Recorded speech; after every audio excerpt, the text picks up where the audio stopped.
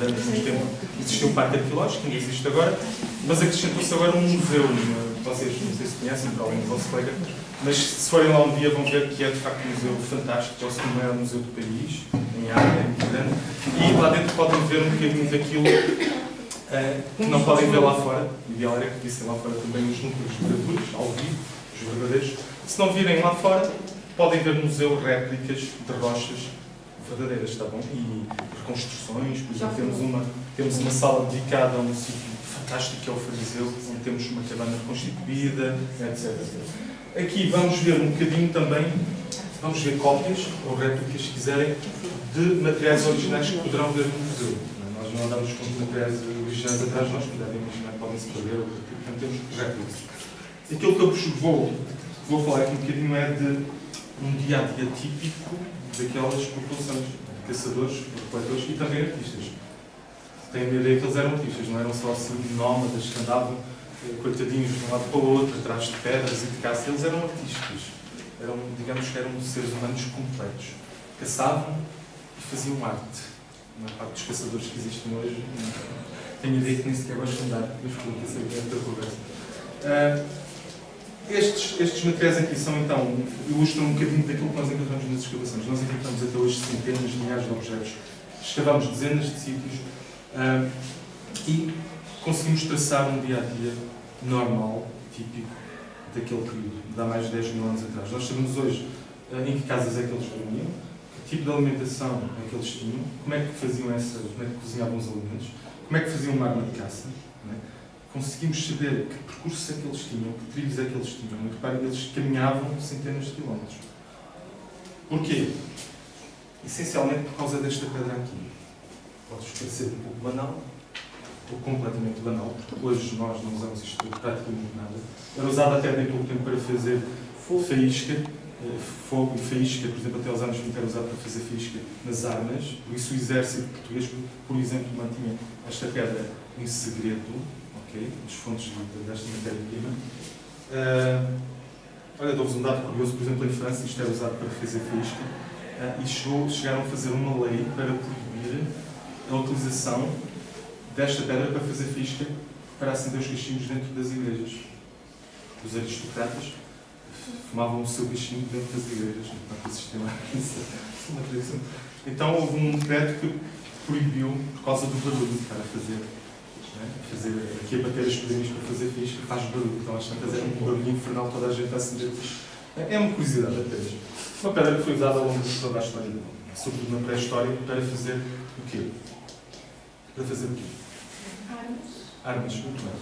Sobretudo as pontas das lanças, das flechas, e também algum tipo de utensílios mais domésticos para fazer corte ou para serrar, tá bom? Ou seja, facas e serras. Vamos reproduzir aqui. Sim, também. Vamos reproduzir aqui tudo isso, ok? Mas a rocha que nos aparece em maior quantidade nas escavações é esta aqui, é o quartzito. São seixos de rio que rolam os ribeiras e rios e ficam com este aspecto lisinho. Nós encontramos isto aqui até aqui no tanto, nas margens. Nós temos na Valdecoa um total de 99% desta rocha. São centenas de milhares de objetos e até de seixos que foram usados depois para construir igrejas. O quartzito nem 1% deles. O quartzito, desculpem, no sílex.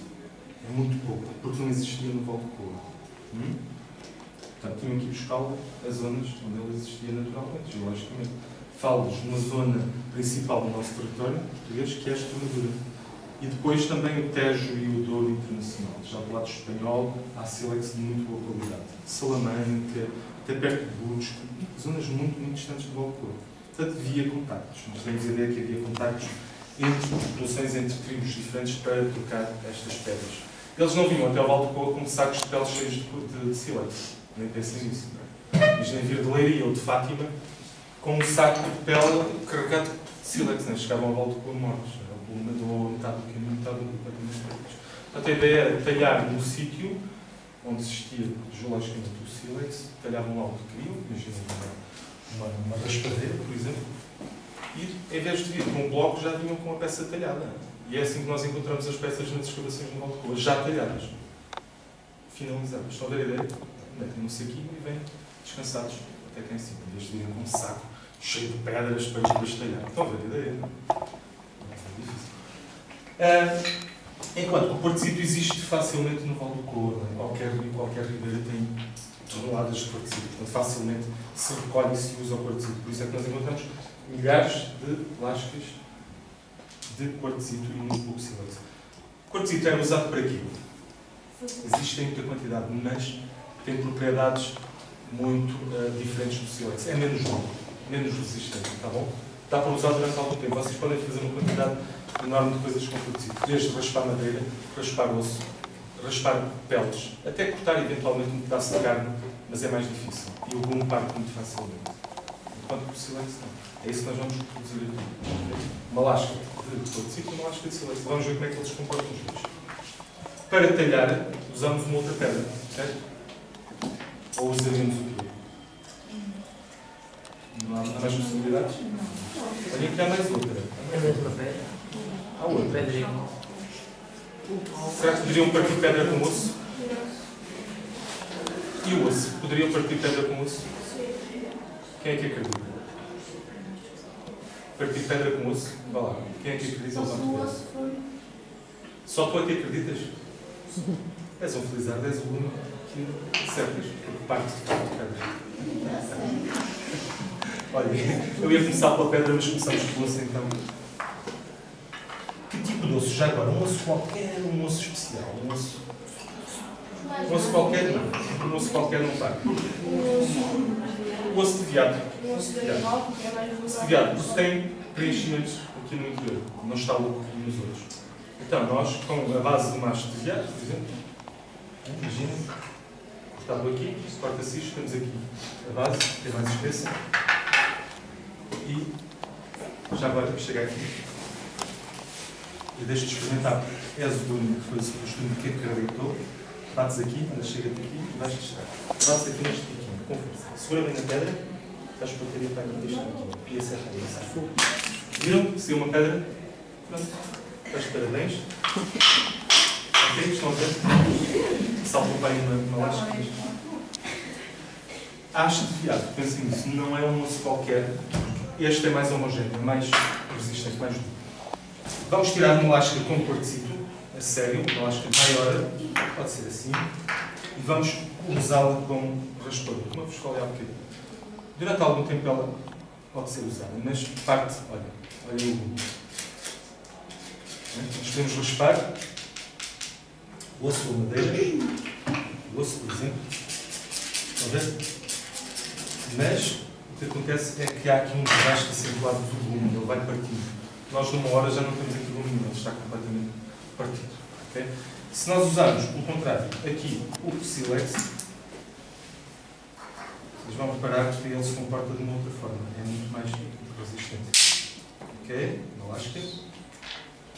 Temos aqui uma série de gumes super afiados. Nós temos que ter muito cuidado, até eu, nas oficinas, corto-me sempre, é super afiado. É tão afiado quanto uma lâmina, uma típica lâmina mirandesa. Tem um gume, há bocadinho cortámos aí cabelo, uma aluna, uma professora, daqui a bocadinho podemos testar. Parece que estamos a cortar, a trabalhar em cima de manteiga, é tão fofo. É super afiado. É um gume que pode ser usado vezes sem conta. Isto pode ser usado uma vida inteira sem que o gume parta. Vamos usar aqui então. Olha. Com um gesto muito solto. Olhem aqui, muito solto. Vamos ver? A quantidade de madeira que sai. E o gume dura e dura e dura e dura e dura. Pode durar uma geração, ou duas. Depende do cuidado que tenham. Mas o sílex é super compacto quando comparado com o quartzito. Por isso é que ele era usado para fazer as pontas das lanças.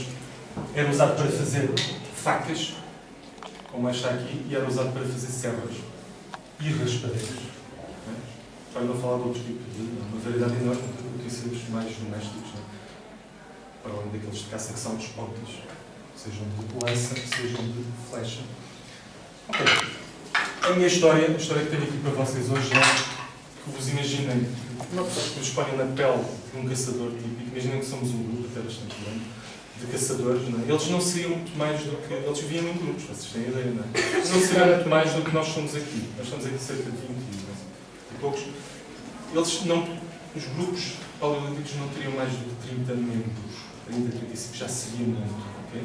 Tem a ver com a coleção, tem a ver com a capacidade de esgotar rapidamente os recursos. Imagina, se vivessem 500 membros num clã apenas, eles nem sequer cabiam num acampamento. Não é? Porque eles viviam em acampamentos pequenos, normalmente eram pequenas praias junto às margens dos rios. 500 pessoas numa praiazinha atafolhavam aquilo, quer dizer, e caçavam rapidamente os veados e os javalis, os coelhos e os esquilos que andassem por ali. Portanto, a ideia era que um território tão vasto, tão grande, para tão poucas pessoas, é que eles vivessem em pequenas famílias, não é? E decidiam mais facilmente aquilo que queriam fazer. Não é? Em vez de tomarem decisões num seio de 500 membros, era muito mais fácil decidirem num grupinho pequeno, não é? Então vamos imaginar na pele de um pequeno grupo desses, cheios de fome. Não temos comida nenhuma. Juntamos o estoque de comida conservada, porque eles conservavam comida também. Tínhamos que caçar um javali, um veado, um auroch, se quiserem, um cavalo, o que fosse, que tivesse à mão. O que é que precisávamos? De uma arma de caça, não é? Certo? Nós vamos focar aqui numa Dalmense, numa arma destas, assim, construída numa fase muito já a caminhar para o final do Paleolítico, mas ainda dentro do Paleolítico, na Zagaia. O que é que precisávamos então para construir uma arma destas? Madeira. Paus? Madeira. Mas vai. E o mais importante é tudo isto que está é importante. Tudo, mas tudo. Até as penas aqui têm um papel fundamental. Vocês vão ver. A ponta, não é? Madeira. A ponta, que pode ser de pedra ou de osso. Se for de pedra, o ideal é que seja de sílex. As penas. Para quê? Para manter a arma direita no ar. Senão ela vai ondular e passa ao lado do nosso bichinho e fica-se a rir de nós.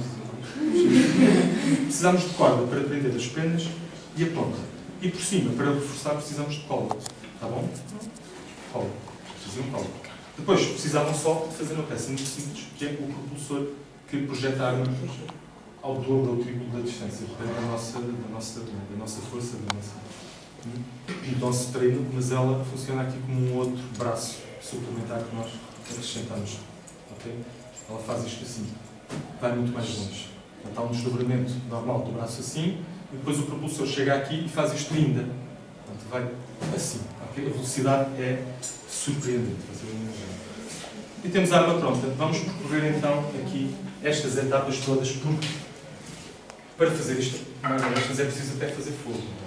Não se faz escola sem fogo, nem se endireita a madeira sem fogo. Mas primeiro vamos fazer uma serra. Nós o que é que queremos é o quê? Serrar a madeira, mas já não é. Temos que serrar a madeira. Com o quê? Com pedra. Silêncio. Muito bem. Vamos, nós já temos aqui a lasca. Vamos então fazer a serra. Já vimos como é que ela raspa. Vamos ver como é que ela corta. Esta é muito espessa, mas nós vamos fazer uma outra. Vamos fazer aqui. Esta que tiramos ao bocado. Com o quê? Com uma extremidade de haste de veado. Agora, o que é que vos parece? Como é que vamos fazer estes dentes aqui? Com outra pedra é muito difícil. Digo já. Muito complicado. Com este rigor, com esta minúcia, só com uma peça muito afiada, muito pontiaguda. Estão a ver como esta aqui? A extremidade de uma haste de veado. Nós vamos fazer pressão. Assim. Qualquer um de vocês saberia fazer isto. Assim. Um dente. Partiu 2 dentes. Aqui outro.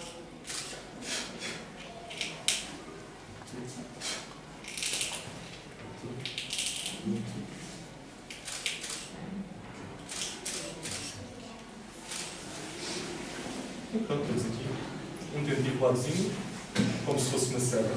Todos bem? O ideal era talhar uma lâmina, mas para se talhar uma lâmina é preciso uns 15 minutos. Para talhar uma lâmina como estas é preciso partir de um bloco bem maior que este, triplo deste, tirar o córtex, que é esta casca aqui à volta, e chegar a uma parte limpa, sem acidentes da pedra, bem limpinha, e ir desbastando, preparando os planos de redução e depois talhar uma direitinha com um protetor mole, um protetor muito famoso, até chegar a uma e depois toca com produção de veado. E pronto, temos aqui a nossa peça, a nossa serra. Vamos utilizá-la aqui para ver o corte, como ela funciona aqui no corte.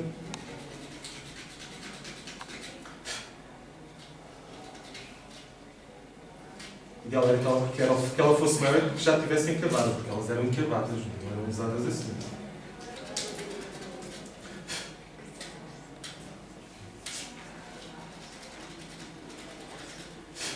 Ok? Uma vez de volta aqui, estes dois. Muito bem. Vamos por aqui. Vamos imaginar que cortamos, que serramos a madeira. O segundo passo era endireitá-la como no fogo. Se vocês puserem uma vara destas assim torta no fogo e contrariarem a curvatura para o outro lado, largam, 5 minutos depois ela está seca. Está mais dura, porque ela vai perder todo o tipo de líquidos que tem, vai ficar seca. Quando fica seca, fica mais dura, mais tensa. Então temos a arma, lança direitinha, esta já está um pouco torta, está rija, ok? Falta abrir aqui uma ranhura, encaixar a ponta de pedra ou de osso, depois pôr um pouco de cola, a seguir corda e novamente cola para tapar a corda. E é isso que vamos fazer agora de seguida, está bom? Vamos fazer cola. Dicas. Vocês têm alguma dica? Como é que era possível fazer cola? Resina. De pimenta, essencialmente. Embora houvesse outras colas feitas, nomeadamente com casca de bertolão. Misturada com outro material. Aí é que está a dificuldade. E eles chegaram a uma conclusão que... Como? O que é que disseram? Não.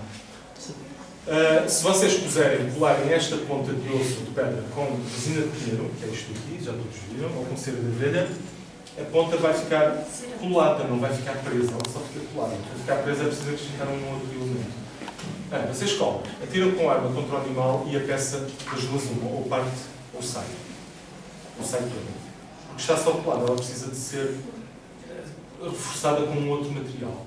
Se pensarem na natureza lá fora, o que é que existe que seja mais resistente? O que é mais duro lá fora? Esqueçam os materiais atuais. Pensem na natureza. O que é que existe super duro lá fora? Ossos. Pedras, evidentemente. Pedra. Pensem, não compliquem, pensem no mais simples possível. Pedra. Então, estes grupos humanos, de Paulo superior, perceberam que há uma pedra que, pelo aspecto, pela cor, porque elas normalmente têm uma cor avermelhada, de laranja até ao vermelho escuro, castanho, eventualmente como esta, que estas pedras são mais pesadas que as outras. E são pesadas porque têm ferro. E estes óxidos de ferro, depois de moídos, eram misturados com a tal resina. Como é que eles se misturavam? Aquecendo-os. Bom, e temos uma cola super resistente. Quer dizer, se nós pusermos 80% ou 90% de hematite desta pedra e 10% de cola, nós temos uma cola pétrea quase, que é quase pedra. Okay? Super resistente. Vamos pôr um bocadinho aqui e moer.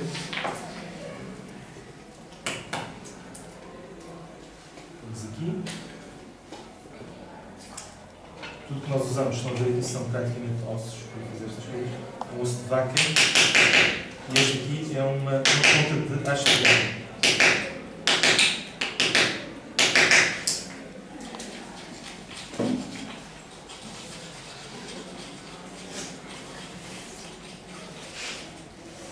E agora, com a ajuda deste fogão, paleolítico, que tem cerca de 31 mil anos, é um fogão feinho, mas nós temos que usar, porque senão não temos tempo para fazer a oficina completa. É um truque. Vamos pôr hematite já em pó aqui dentro. Não pensem que isto é cacau, é mesmo hematite. Hematite. Pomos um pouco de resina, assim aqui.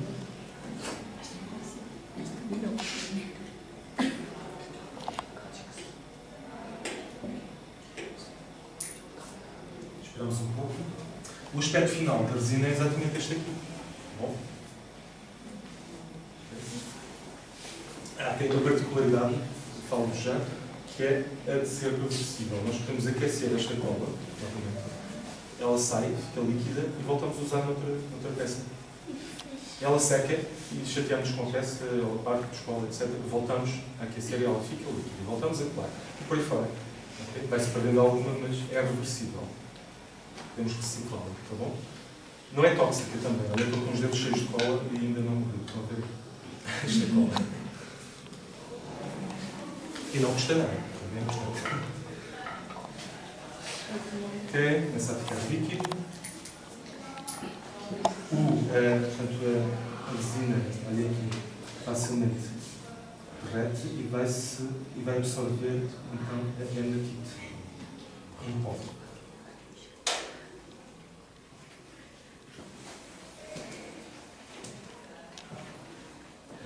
Vamos pôr um bocadinho. Nós podemos controlar a velocidade com que a cola seca. Ela aqui está com cerca de 15 segundos. A cola em cerca de 15 segundos. Nós podemos pô-la a secar mais lentamente, depende da quantidade de resina ou hematite que temos. Podemos jogar com isso. E da temperatura que esteja também. Vamos só um bocadinho, uma coisinha aqui. Viram? Aqui. Tem um castanho mais vivo aqui, mas vão ver como ela seca muito bem. Secou.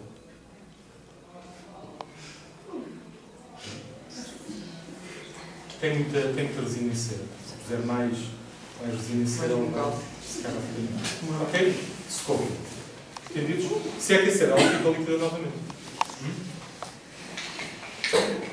No que respeita à corda, o que nós iremos pôr agora, primeiramente, era a cola, para preencher todos os espaços vazios, etc. Depois, reforçamos com corda e, novamente, pomos cola por cima da corda para a proteger. Como é que faríamos corda se fôssemos assim um tal grupo de palma e quiséssemos fazer uma análise? Como é que faríamos corda? Com planta. Com a planta em si ou a casca? Sim. A casca. Ou a raiz. Ou a raiz. Toda a gente fala nas lianas. Pensei numa raiz. Olha, no outro dia peguei numa raiz de silva, que é qualquer coisa que existe em todo lado, existia, não. Chama raiz de silva. Ok? Interlaças e fez aqui uma corda. Podes falar em cascas de árvore, tudo bem, ainda hoje os índios já na zona fazem isso. Mas há coisas mais simples. Ainda hoje em Foscoa, aqui este Foscoa, hoje não, mas há poucos anos atrás, os pastores usavam uma planta que é o trovisco, que era usada na Idade Média para pescar. Quando tinham ovelhas, usavam isso? Usavam trovisco para troviscar, como eles dizem, encanar as patas das ovelhas quando partiam. Sim. Metiam nas talas de madeira e depois prendiam com a casca do trovisco à volta. Quando a casca secasse, partisse e saísse, era sinal que a pata estava soldada. Portanto, coisas que existiam até há pouco tempo de tradição. Imaginando para o Paleolítico, a quantidade de matérias-primas que eles não usariam para fazer corda. Mas vamos às mais interessantes, que eram retiradas do animal. Vamos focar no animal. Esta, para adiantar um pouco aqui a oficina, é o quê? O que é que vos parece? Pele. A corda feita a partir de pele. Couro. Esta pele que está aqui abaixo corta-se com uma lâmina de sílex e está aqui a corda feita, que é usada hoje em alguns sapatos. Sabem disso, não é novidade? Mais. Isto está aqui. Não é uma pele de cobra, como toda a gente diz. Não é pele de cobra, toda a gente fala de uma pele de cobra, não é? Intestino? É intestino. É? Com o qual se fazem as alheirinhas. Muito boas. Intestino de vaca. Se compra não tem. O que é que se faria então com o intestino? Uma corda. Dois pedaços entrelaçados fazem uma corda super resistente. Ok?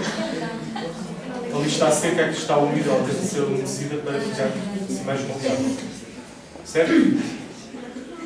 E uma terceira matéria-prima, e eu vou adiantar já, seria o tendão.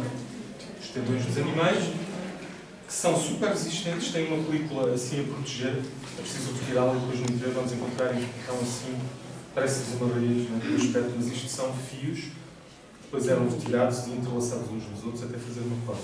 Depende das pessoas que quisessem. Todos estes fios são muito resistentes. É preciso usar, de facto, uma lâmina de sílex para os conseguir retirar. São muito resistentes. E este é um pedaço pequeno. Os de vaca e de cavalo são assim bem grandes. Okay? Com um tendão assim, destes, assim de vaca, era possível fazer 7 metros de corda. Assim, fininho. O que é que se dizia com a corda? Cozia-se roupa, por exemplo, calçado. Isto é uma agulha feita com haste de viado, que é mais resistente. E esta é a corda. Certo? Olha, um arpão, vamos estar completo, feito com osso de vaca, foi retirado daqui. Primeiro foi feito um esboço, com uma pedra, que seria o e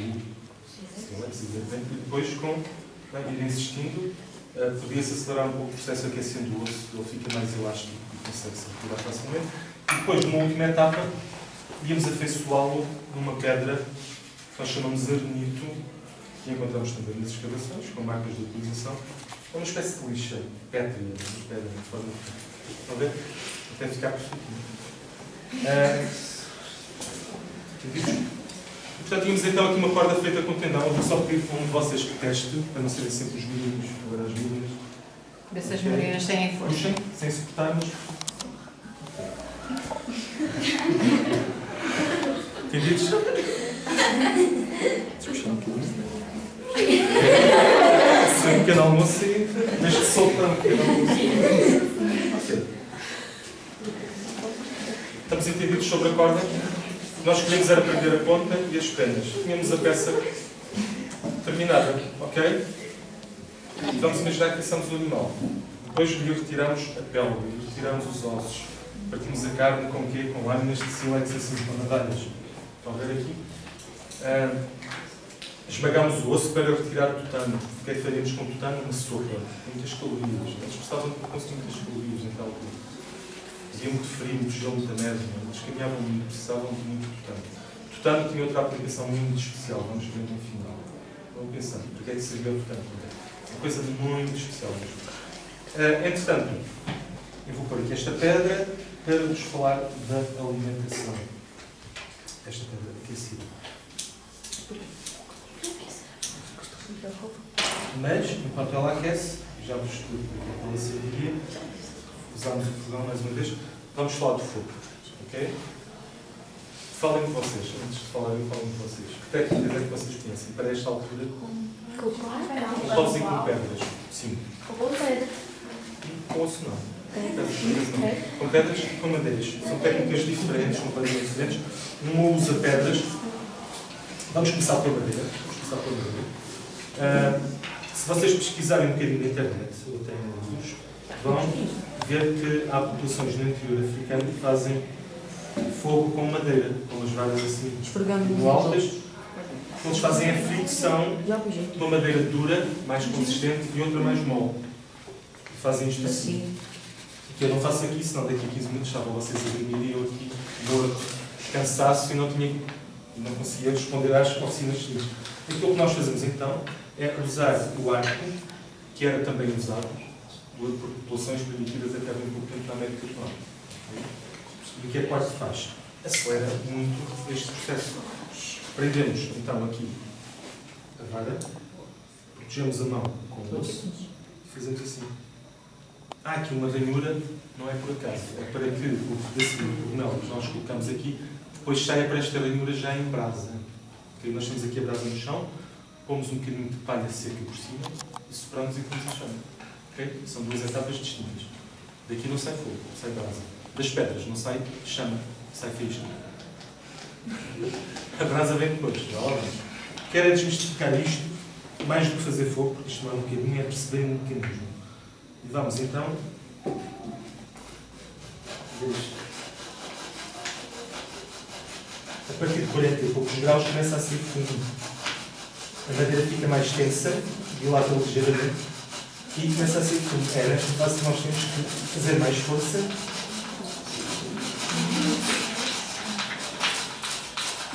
Ok? Viram? E portanto temos que insistir a partir dos 90 graus, o que sai por aqui já é o cogumelo ou a palha seca em brasa. Então, esta é a primeira. Viram? A pedra. Devo-vos contar aqui, confessar que nós partimos a outra pirite, que usamos semana passada, usamos as oficinas, funcionava às primeiras batidas, 3 ou 4 batidas, funcionava. Esta, como tem pouco enxofre, a outra partiu, tivemos no escorrer desta, esta tem pouco óxido de enxofre e não funciona tão bem. Mas eu quero é que percebam aqui um mecanismo só, que é este. Usar fatias de cogumelos que aparecem em alguns tipos de carvalho e também nas feias. É um cogumelo aveludado, ele não tem poros, não é poroso como os outros. Se fosse poroso, a fisca perdia-se lá dentro e apagava. Ficava sem oxigênio.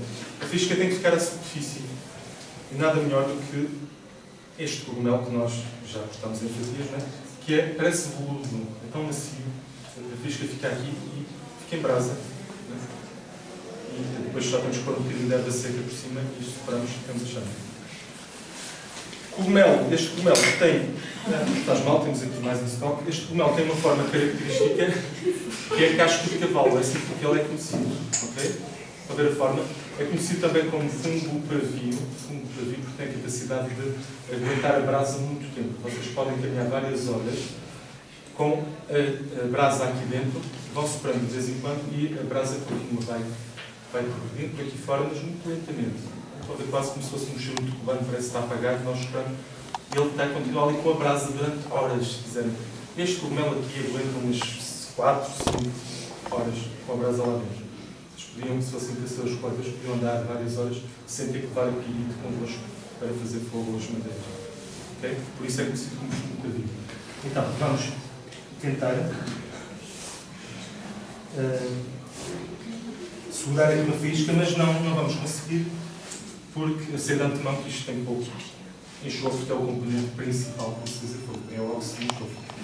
Vocês vão perceber isso pelo cheiro muito bom. Também tem ferro e também tem cobre. Aliás, aqui tem uma película com muito cobre, isso também interessa. A ideia é que uma fisca fique aqui presa. Caem ali muitas só que se apagam logo. Porquê? Porque tem pouco enxofre. Pois, quase. Pode ser, mas... Viram? Mal ali?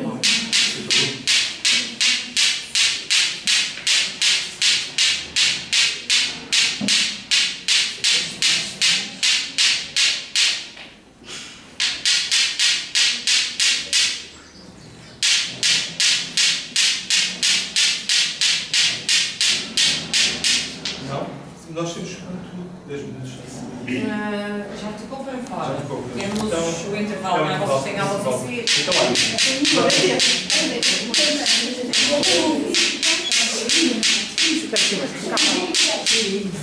perceber o mecanismo é este. Temos azar que não temos aqui o limite ideal, devia ter um pouco mais de enxofre, mas o mecanismo é este. Ok? Como ele fica em brasa, sopra-se com a erva seca e temos a chama. É muito simples. Vamos terminar a questão do fogo, e depois vamos falar aqui rapidamente da alimentação. Terminar a questão do fogo com aquilo que vos pedi para pensarem há bocadinho, que é que era usado, que material é que era usado para aqui dentro dos ossos, o tutano. Se falei para a sopa e tal, se recordam-se, o tutano também era usado para fazer lamparinas. Nós temos aqui uma lamparina feita com pedra, como foi escavado um buraco, pôs-se lá dentro então o tutano e no meio erva seca. Okay, não vamos complicar. A erva seca servia como pavio. Okay? Onde sai a chama. Isqueiro. Isqueiro acabou. Acabou. Acabou, eu não sou promotora. Alguém é?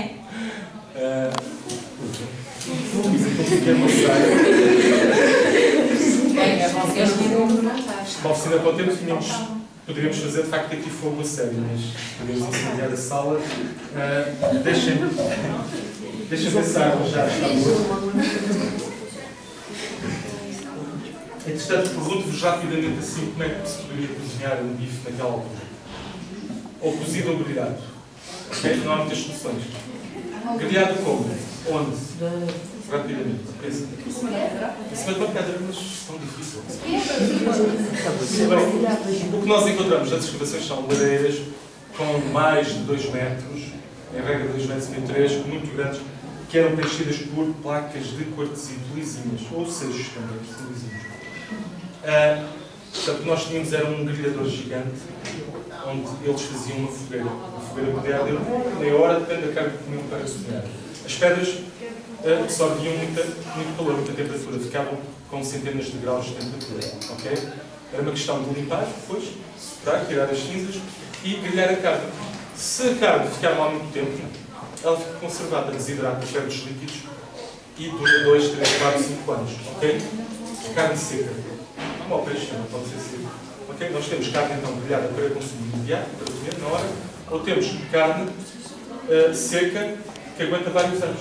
Okay? Se ela ficar muito tempo nas pedras, ela vai secar, seca, até ficar dura. Okay? Dessa forma fica conservada. Como o fumo, olha, um pedaço de carne fumada em 2007. Está perfeitamente comestível. Parece que é carne fumada. em 2007. Está perfeitamente disponível. Segundo método de conservação de alimentos, fundo. O terceiro era o gelo. Okay? Portanto, nós a falar da época, né? Uma época da idade do gelo, onde temos uma parte do ano havia gelo, né? Era um clima muito mais frio do que o atual. O gelo era, por excelência, uma técnica de conservação de alimentos. Né? Tínhamos 3 formas de conservar alimentos. Em relação a cozer, falamos de grelhar, agora vamos falar de cozer. Cozer carne ou peixe, ou fazer o chá, ou aquecer água para fazer um banho. Como é que o fariam?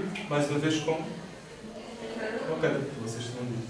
Vamos mergulhar esta pedra que aqueceu pouco, mas já dá para ilustrar, num saco de pele. Pomos um pouco de água, vocês vão ver o efeito é o que é.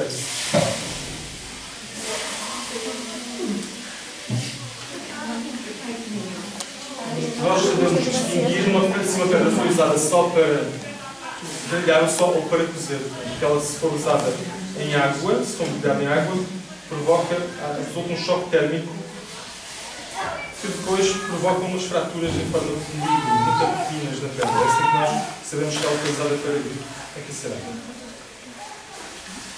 Okay? Uma parte dela evapora e a outra ferve. Entendidos? Okay? Cozer, grelhar e conservar. Temos aqui formas muito interessantes de conservar e de cozinhar os alimentos, quer a carne, quer o peixe. Em relação aqui à lamparina, eu vou ter que dar agora um isqueiro, mas aqui o que acontece é que chega um fósforo, chega um e a lamparina arde. Um pedaço destes aqui dura para 2 ou 3 horas. Quase de totalmente assim, deixa-me 3 horas. Mas não é no fogão? Como?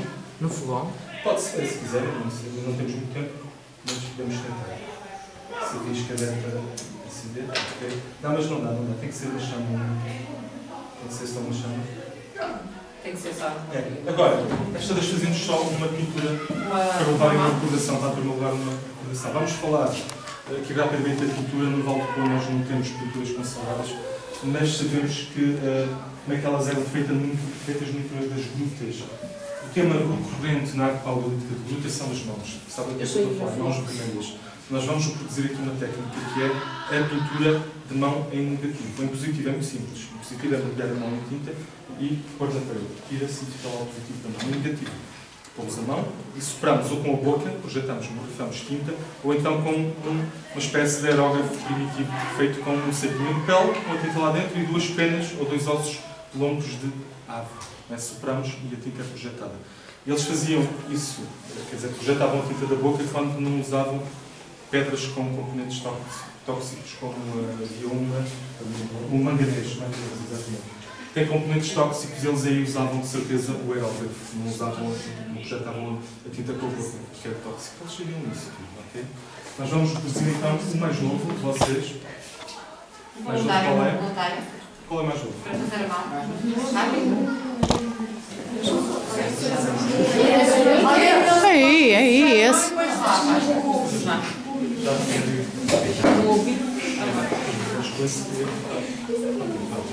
Seguras aqui com a mão, puxa na frente. Depois avoadas a mão. Sai a tinta feita a partir da hematite, aquela pedra que usamos para fazer a cola, recordam-se? É o mesmo material, está bom? Não é uma tinta plástica, nem tinta de água, não há problema. Depois aqui a outra mão agora.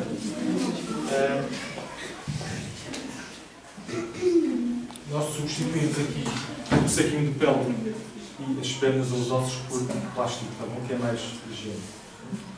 É mais fácil. É que foi feita a tinta então, rapidamente?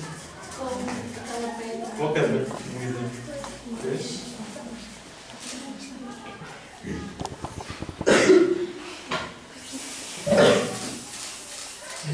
Podes tirar?